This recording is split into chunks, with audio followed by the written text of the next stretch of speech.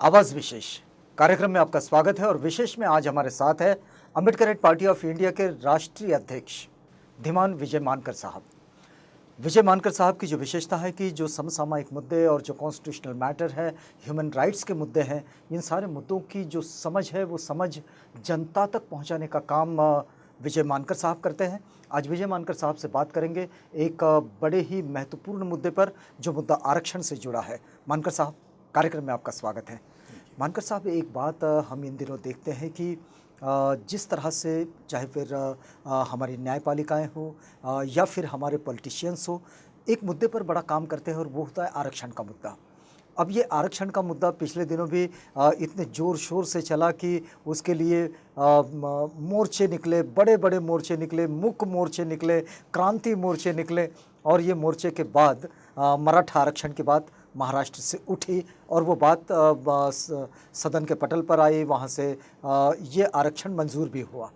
लेकिन इन दिनों न्यायपालिका में एक बात चल रही है कि आरक्षण का ये जो मुद्दा है, मराठा आरक्षण का ये मुद्दा, न्यायपालिका ये कह रही है कि भाई इस मुद्दे को हम ये छोटी बेंच पर सेटल नहीं करेंगे, इसको बड़ी बेंच पर जाना होगा। हम इस परिप्रेक्ष्य में इस मुद्दे को समझना चाहते हैं कि क्या वाकई, मतलब जिस तरह से बात की जाती है कि महाराष्ट्र में मराठाओं के आरक्षण की जो बात हो रही है, क्या वाकई आपको लगता है कि आरक्षण का जो उद्देश्य रहा है हमारे संविधान में, वो उद्देश्य जिसकी पूर्ति इस आरक्षण के द्वारा होती है, नहीं होती है, या फिर कैसे होती है?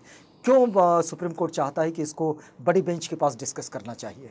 देखिए, सुप्रीम कोर्ट जो बड़े बेंच की तरफ रेफ़र किया है जी, क्योंकि मंडल का जो डिसीजन है 50% का उसको ओवर रूल करके उनको डिसीजन देना है, पॉइंट नंबर 1। जी, दूसरा जो है, यानी क्योंकि अभी महाराष्ट्र में जो रिजर्वेशन है जो 12 और 13% हुआ है, ऑलमोस्ट ऑल 63-64% हो रहा है, क्योंकि पहले ही 52% था, अभी जो है 63-64% हुआ है।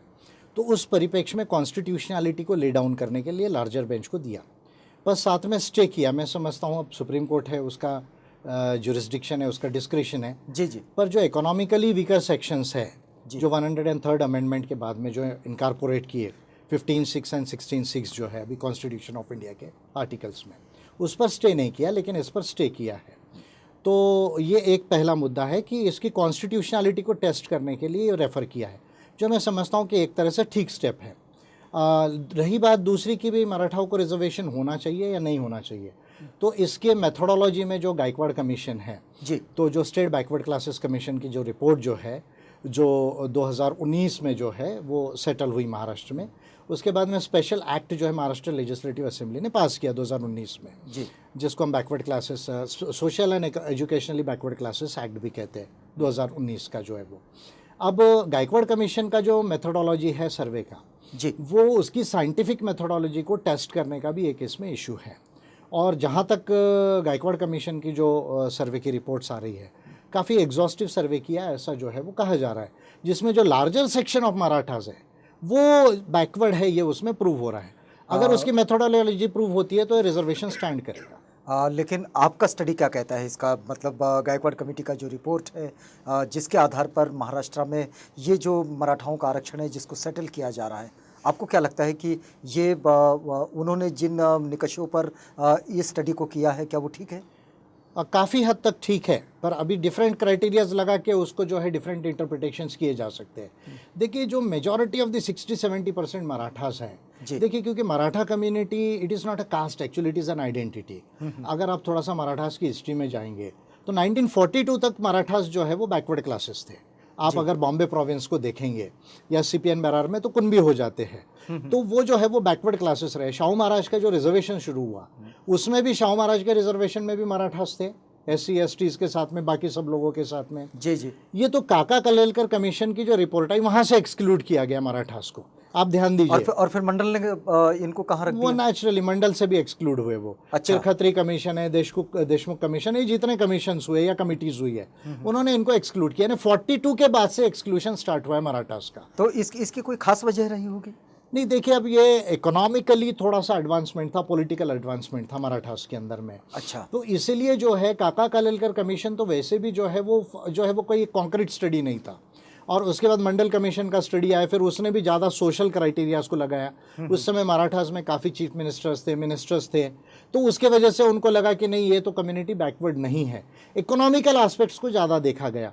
और सोशली तो हम सब जानते हैं कि क्षत्रिय आइडेंटिटी का जो एक मिसकंसेप्ट है, जो गागा भट्ट ने शिवाजी महाराज का जो किया था, उससे भी ये एक मिसकंसेप्ट आया कि भाई नहीं, ये तो क्षत्रिय कम्युनिटी मानती है स्वयं को।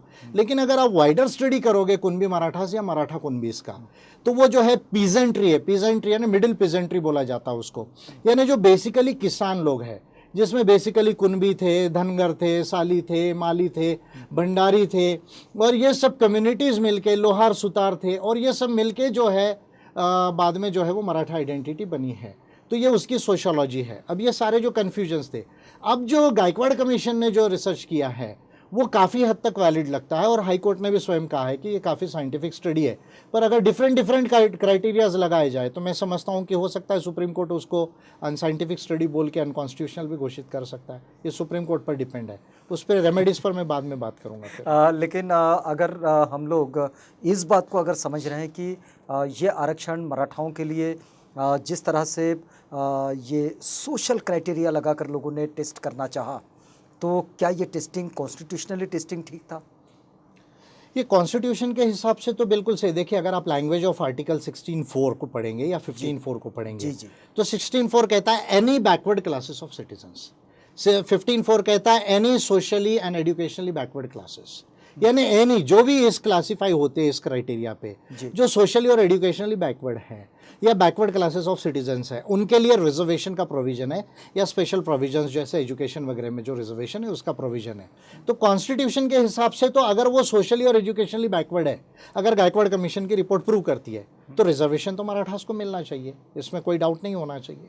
तो फिर अगर ये बड़ी बेंच अगर इसको डिस्कशन करना चाह रहा है और बड़ी बेंच अगर इस मैटर को सेटल नहीं कर पाया, तो आप कैसा देखते हैं कि इसका पॉलिटिकल सिनेरियो या फिर इसका सोशल सिनेरियो, एक पॉलिटिकल लीडर के रूप में आप इस सिनेरियो को कैसा देखते हैं? देखिए, हम भी पूरे महाराष्ट्र में हमको भी मालूम है, क्योंकि पार्टी पूरे देश में है, महाराष्ट्र में भी है। तो मराठास का आज का जो पोजीशन है जी, अगर पॉलिटिकल क्लास को यदि आप छोड़ दें, तो जो लार्जर 70% ऑफ मराठास है उनकी हालत अच्छी नहीं है। अब देखिए ना, आप 40% जो टोटल आत्महत्या है, अगर 100 किसान आत्महत्या कर रहे हैं, उसमें 40 किसान ये मराठा है प्योरली महाराष्ट्र के अंदर में। आप देखिए, अभी पहले जो है लैंडलेस लेबर नहीं थे मराठास, अभी के सर्वे में ये आ रहा है कि वो लैंडलेस लेबरर भी है। अगर आप लैंड फ्रेगमेंटेशन देखेंगे तो पहले जो है बड़े ज़मींदार माने जाते थे जी, अभी कुछ परिवार हो सकते हैं अभी भी बड़े ज़मींदार हो, लेकिन अगर आप एवरेज 70% के ऊपर मराठा देखेंगे तो वो 5 एकड़ 6 एकड़ इस तरह का जो है वो ज़मीन है। तो अभी का नया जो सोशो इकोनॉमिकल जो सर्वे आ रहा है, एजुकेशनल सर्वे आ रहा है, अगर आप सेंट्रल सर्विसेज में IAS IPS में देखें तो मराठा हार्डली मिलेंगे आपको। स्टेट सर्विसेज में टोटल मिला के 19% मिलेंगे, लेकिन कुणबी मराठा की आबादी लगभग 32% है महाराष्ट्र के अंदर में। तो ये सारे अगर एस्पेक्ट्स को अगर आप देखते हैं तो सोशल जस्टिस का इशू है, और प्रॉपर सर्वे होकर मराठास को रिजर्वेशन मिलना चाहिए। अगर सुप्रीम कोर्ट नहीं कहता है तो क्या होगा, ये आपका जो सवाल है। तो मेरा रेमेडी एक ही है कि कॉन्स्टिट्यूशन को अमेंड करना इसका परमानेंट रेमेडी है, और उसके 2 बिल्स में ऑलरेडी बनाए, इसलिए मैं इसको कॉन्फिडेंटली कह सकता हूँ कि ये आ सकता है। और रिजर्वेशन ये ह्यूमन राइट ने भी माना है। अगर आप ह्यूमन राइट्स में जाएंगे, अगर ICRD में जाएंगे, अगर आप जिसको international convention of elimination of all forms of racial discrimination की बात करेंगे, या महिलाओं के लिए सीडॉ करेंगे, उन्होंने भी रिजर्वेशन को माना है। European union, European convention of human rights ने भी इसको माना हुआ है। तो रिजर्वेशन जो, और इवन जैसे थॉमस पिकेटी जैसे जो इकोनॉमिस्ट है, उन्होंने भी रिजर्वेशन की वैलिडिटी को जो है वो प्रूव किया है कि इससे भाई इनइक्वालिटी कम हुई है इंडिया के अंदर में। तो रिजर्वेशन होना चाहिए। और पहले कोई बहुत ज़्यादा लैंड ओनिंग था या पॉलिटिक्स में था, इसलिए आज वो बैकवर्ड नहीं हो सकता, ये मानना गलत है, क्योंकि इकोनॉमी चेंज हो रही है ना। क्योंकि स्टेट के पास तो 12% ही इकोनॉमी रही, लेकिन 88% बाहर है। एक बात इसके साथ ये भी जोड़ी जाती है कि भाई ये 50% से ज़्यादा नहीं होना चाहिए आरक्षण की, क्यों नहीं होना चाहिए? फिर अभी जो इकोनॉमिकली वीकर सेक्शंस को दिया, उससे तो वो जंप ही हो चुका है ना ऑलरेडी। वो तो गवर्नमेंट ऑफ इंडिया ने ऑलरेडी जो है खुद ही जंप कर दिया मंडल के जो है वो केस को। तो अभी तो रिजर्वेशन 60% के ऊपर है। तो फिर इस बात को क्यों बार बार उछाला जाता है? बिल्कुल नहीं होना चाहिए। देखिए, फेयर रिप्रेजेंटेशन होना चाहिए, एडिक्वेट रिप्रेजेंटेशन, फेयर जो रिप्रेजेंटेशन होना चाहिए, जस्टिस होना चाहिए। ये परसेंट वो परसेंट जो है ये जस्टिस का क्राइटेरिया नहीं है। अगर जस्टिस डिमांड करता है कि 70% हो, 75% हो, तो वो दिया जाना चाहिए। इसके लिए कॉन्स्टिट्यूशनल अमेंडमेंट किया जा सकता है। तो ये अमेंडमेंट जो है ये किस तरह के होंगे? क्या जैसा जब ये तय किया गया था कि भाई ये 50% की मर्यादा से बाहर नहीं जाना चाहिए, इसके पीछे क्या वजह रही थी? नहीं, ये कॉन्स्टिट्यूशन में तो कहीं लिखा नहीं है।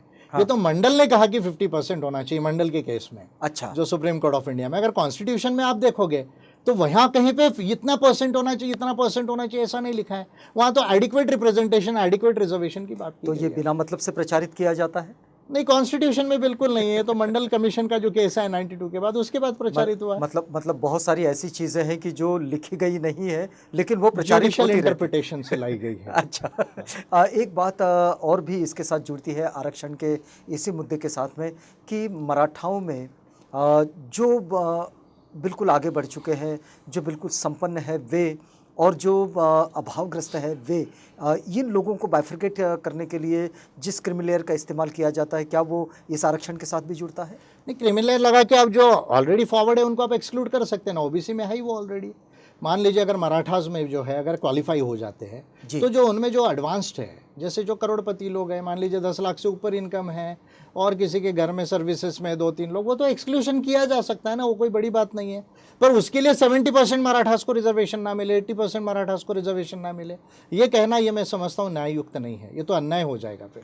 तो इस बात को अगर मान लीजिए कि ये सेटलमेंट का मुद्दा नहीं बनता है और ये अगर कॉन्स्टिट्यूशनल मैटर बन जाता है तो क्या इसको फिर चैलेंज किया जाएगा? मैं तो कितने दिनों से कह रहा हूँ कि it requires a constitutional amendment. और मैं छत्तीसगढ़ के जब चुनाव चल रहे थे, मध्य प्रदेश और राजस्थान के, और जिस समय बीजेपी गवर्नमेंट इस तरह का जो इकोनॉमिकली जो वीकर सेक्शन है उनके लिए रिजर्वेशन ला रही थी, उस समय मेरे के स्पीचेस से मैंने कहा था कि जब आपने अमेंडमेंट कर ही दिया, जब 50% का रूल जंप कर ही दिया, तो साथ में सभी रिजर्वेशन के लिए क्यों नहीं किया? ये तो मोदी गवर्नमेंट की कॉन्स्पिरेसी है। डेलिब्रेट किया उन्होंने कि इनको तो दे दिया इकोनॉमिकली वीकर सेक्शंस को, लेकिन ओबीसी का और SC/ST के रिजर्वेशन को एक्सपांड नहीं किया उन्होंने। डेलिब्रेटली किया है। कॉन्स्टिट्यूशन में अमेंडमेंट किया जा सकता है। तो मैं पहले से कह रहा हूँ, आज भी मैं कह रहा हूँ कि महाराष्ट्र के कोई पॉलिटिशियंस होंगे जो है वो बीजेपी के साथ नहीं है, जो इस सोशल जस्टिस के कॉज को मानते हैं। मैं बिल ड्राफ्ट करके तैयार है मेरे पास में, आप उसको पार्लियामेंट में मूव करो और लाने का प्रयास करो। तो एक बात जब ये चल ही पड़ी है कि आरक्षण की ही बात हो रही है, तो अभी आरक्षण में ये जो उप सूची बनाने की बात जो चल रही है शेड्यूल कास्ट और शेड्यूल ट्राइब्स के बीच में, तो आपको क्या लगता है कि क्या ये ज़रूरी मैटर है या फिर ये आपको भी गैर ज़रूरी लगता है? बहुत सारे लोग इस पर ऑब्जेक्शन ले रहे हैं कि ये ठीक नहीं होगा। देखिए, आंध्र प्रदेश में, बिहार में और पंजाब में और शायद हरियाणा में जी, इस तरह का जो सब क्लासिफिकेशन है वो ऑलरेडी किया गया है स्टेट गवर्नमेंट के लेवल पर। अभी सुप्रीम कोर्ट ऑफ इंडिया जो है इसके ऊपर में मुझे लगता है कि डिसीजन देने वाली है कि भाई एक ग्रुप के अंदर में अगर कोई 2 डिफरेंट डिस्क्रिमिनेशन की डिग्रीज हो, जिसको डिग्री ऑफ डिस्क्रिमिनेशन वेरी होता है जी, तो क्या इसको एडिशनल अलग से देना चाहिए क्या, कुछ परसेंटेज जो है? तो ये जो है इसको सुप्रीम कोर्ट ऑफ इंडिया जो है वो टेस्ट करेगा। मैं समझता हूँ डिग्री ऑफ डिस्क्रिमिनेशन अगर बहुत ज़्यादा वेरी होती है, मान लीजिए विद इन शेड्यूल्ड कास्ट है, विद इन शेड्यूल्ड ट्राइब है, या विद इन, आप अगर मंडल कमीशन की रिपोर्ट को देखेंगे तो जिसमें जिसको ऑब्जेक्शन क्लॉज कहा जाता है, उसमें भी ये बात कही गई थी कि भाई ये इतनी कम्युनिटीज़ को अलग से 17% दीजिए, यानी ओबीसी को 27% में 15 और 12 इस तरह का भी क्लासिफिकेशन होना चाहिए। ये उस समय में भी ये व्यूज़ आए हुए थे। तो डिग्री ऑफ डिस्क्रिमिनेशन क्या है ये प्रूव होना चाहिए, इसका सर्वे होना चाहिए, और सर्वे होकर अगर डिमांड करता है तो विद इन वो परसेंटेज जो है अलग से देने में कोई बुराई नहीं। लेकिन इसके साथ डिस्क्रिमिनेशन केवल स्टेट में सर्विसेज देने से, रिजर्वेशन देने से पूरा होगा, ये मान लेना गलत है। इसमें प्राइवेट सेक्टर में अफर्मेटिव एक्शन के लिए लॉ बनना चाहिए, पॉइंट नंबर 1। जुडिशरी में अफर्मेटिव एक्शन का जो है वो प्रोविजन आना चाहिए।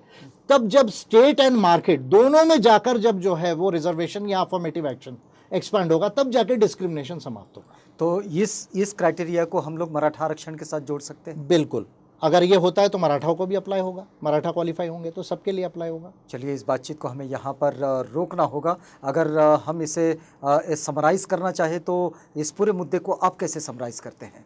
मैं पर्सनली मराठा रिजर्वेशन पे कहना चाहूँगा कि 70% ऑफ द मराठास जो है वो सही में सोशली और एजुकेशनली बैकवर्ड है, और अम्बेडकराइट पार्टी ऑफ इंडिया की तरफ से ये सोशल जस्टिस का जो है वो इशू है, ये ह्यूमन राइट्स का इशू है, ये वाइडर कॉन्स्टिट्यूशनल जो है वो इंटरप्रिटेशन का इशू है, और मराठास को रिजर्वेशन मिलना चाहिए।